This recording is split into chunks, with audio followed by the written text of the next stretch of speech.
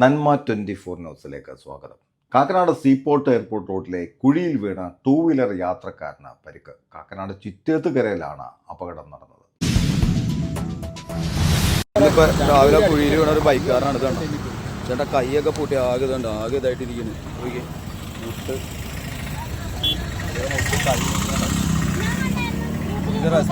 ഉത്തരവാദിത്തം ആർക്കാന്നുള്ളത് ആരാന്ന് പറയുന്നത്. കുഴി നോക്കി, ഈ ആദ്യ കുഴിയിൽ വീണിട്ട് സംഭവിച്ചാണത്.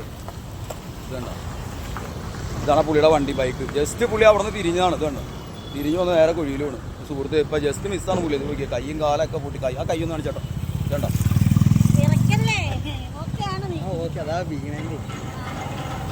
ഈ കുഴിയിൽ വീണാണ് അപകടം സംഭവിച്ചത്.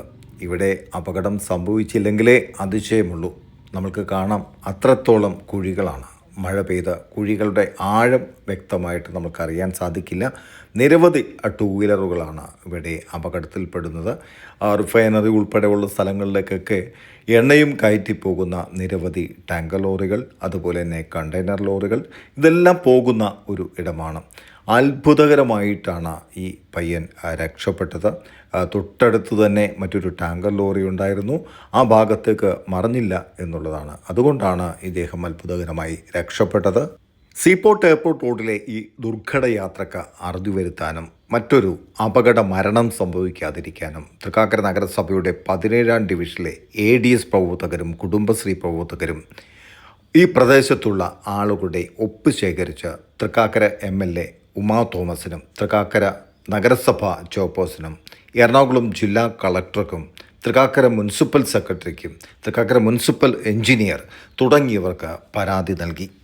ഇനി സീപോർട്ട് എയർപോർട്ട് റോഡിലെ ഈ കുഴികളിൽ ചാടി അപകടത്തിൽപ്പെടാതെ മറ്റൊരു വഴി കയറാമെന്ന് വിചാരിക്കുക.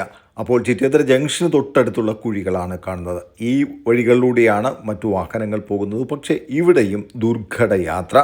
തൃക്കാക്കരയുടെ എല്ലാ റോഡുകളുടെയും അവസ്ഥ ഇതൊക്കെ തന്നെ. ഗ്യാസ് പൈപ്പ് സ്ഥാപിക്കുന്നതിന് വേണ്ടി കുഴികൾ എടുത്തിരിക്കുന്നു. ആ കുഴികളും വൻ ഗർത്തങ്ങളായി രൂപപ്പെട്ടിട്ടുണ്ട്. ഇനി അപകടരഹിതമായി യാത്ര ചെയ്യേണ്ട വഴികൾ അധികാരികൾ ഒന്ന് കാണിച്ചു കൊടുക്കുന്നത് നന്നായിരിക്കും. ഏതു വഴിയാണ് അപകടരഹിതമായി യാത്ര ചെയ്യാൻ സാധിക്കുക? അധികാരികളോടാണ് ചോദിക്കുന്നത്. അടിയന്തരമായും ഇതിനൊരു പരിഹാരം കാണണം. ഞാൻ പ്രദീപ്, ന്യൂ ഇന്ത്യ, നന്മ 24.